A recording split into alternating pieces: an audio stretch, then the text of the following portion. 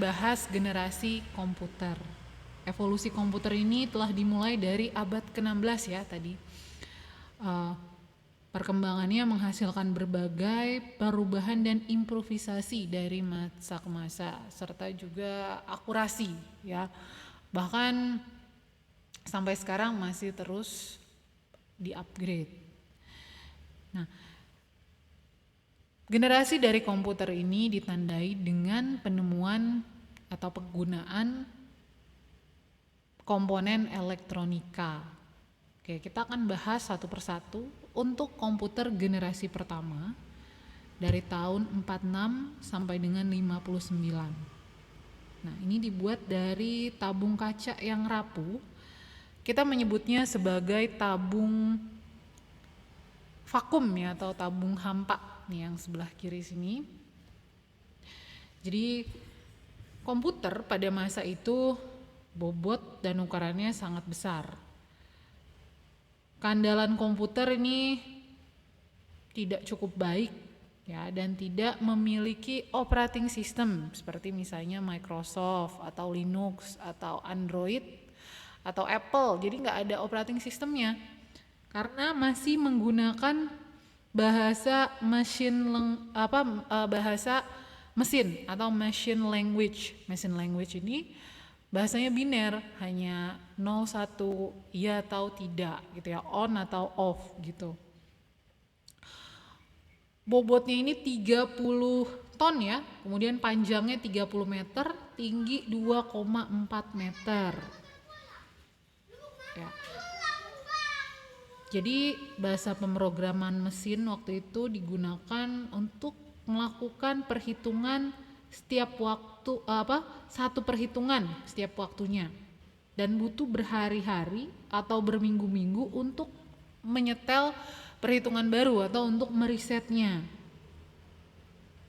Nah, komputer pada saat itu digunakan untuk tujuan perhitungan, penyimpanan, serta kontrol. Ukurannya besar dan mengkonsumsi banyak energi listrik gitu. Kemudian dari situ komputer generasi kedua tahun 1959 sampai dengan 1965. Pada generasi kedua ini peran tabung hampa digantikan dengan komponen yang namanya transistor. Ya. Transistor jauh dianggap lebih unggul dan memungkinkan komputer menjadi lebih kecil, cepat, kemudian murah, dan hemat energi. Selain itu, pada generasi ini dilakukan pengembangan memori inti magnetik. Ya, secara umum komputer generasi ini sudah menggunakan bahasa pemrograman tingkat tinggi. Jadi kalau tadi bahasa pemrograman tingkat rendah yaitu bahasa mesin ya, biner. Kalau bahasa pemrograman tingkat tinggi, bahasa pemrograman yang mendekati bahasa manusia. Contohnya kalau pada bahasa C itu ada kata-kata if, else gitu ya. Atau bahasa Python ada and, or gitu ya. Dan bahasa-bahasa pemrograman lainnya. Kemudian kapasitas memorinya lumayan besar dan tidak membutuhkan terlalu banyak listrik dibandingkan dengan yang sebelumnya. Operasinya juga sudah lebih cepat ya. Ukuran juga kalau dibandingkan yang sebelumnya lebih kecil. Lalu yang generasi ketiga tahun 65 sampai dengan 71,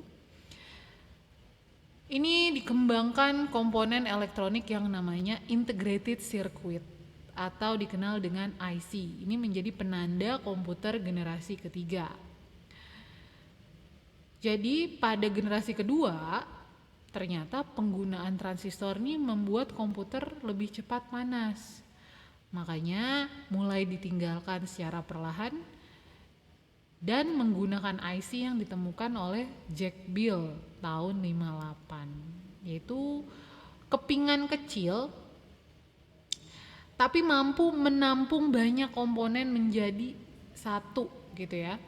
Jadi komputer pada generasi ini menjadi lebih kecil dan cepat juga murah